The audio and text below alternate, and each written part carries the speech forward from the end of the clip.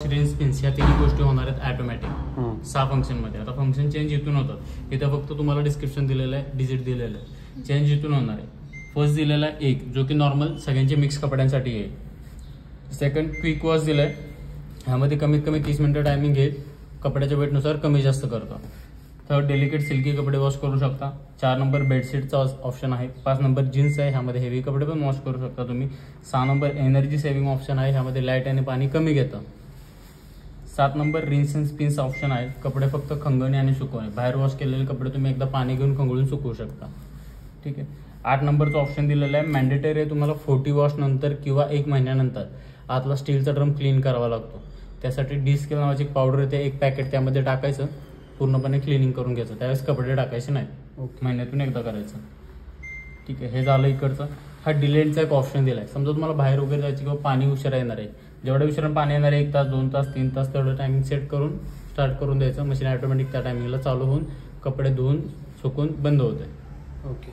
Water level कपड्याच्या वेटनुसार select केलेली असते. जर तुम्हाला वाटतं पाणी कमी जास्त घेते तर तुम्ही इथं प्लस मायनस करू शकता. हे बटन आहे त्याचं, 5 लिटरपर्यंत एक्स्ट्रा घेऊ शकताय पाणी. ठीक आहे.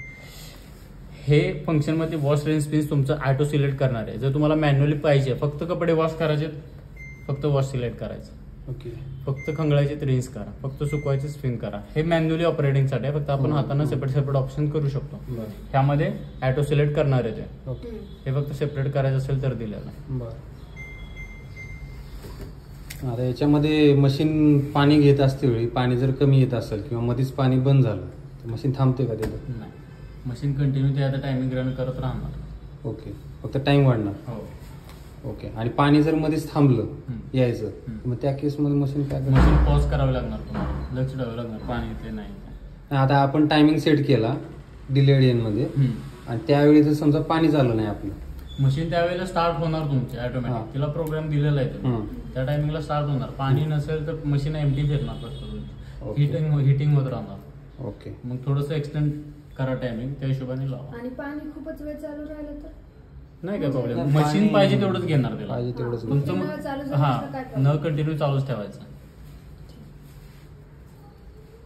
पण आपलं समजा आपण टाइम डिले सेट केला 3 तासानंतर आपलं पाणी येणार आहे, 2.5 तासालाच पाणी येणार, पण आपण 3 तासानंतर केलं आणि त्या दिवशी पाणी झालं नाही, त्या केस मशीन चालू होणार. मग तिथं रोटेट होणार. पाणी न येता हे पुढं फंक्शन होणार का थांबणार? नाही, थांबणार नाही, वर्किंग करणार.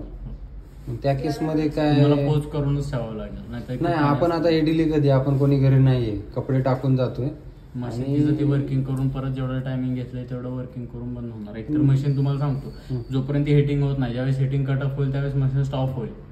ओके. अति प्रमाणात हिटिंग झाल्यानंतर.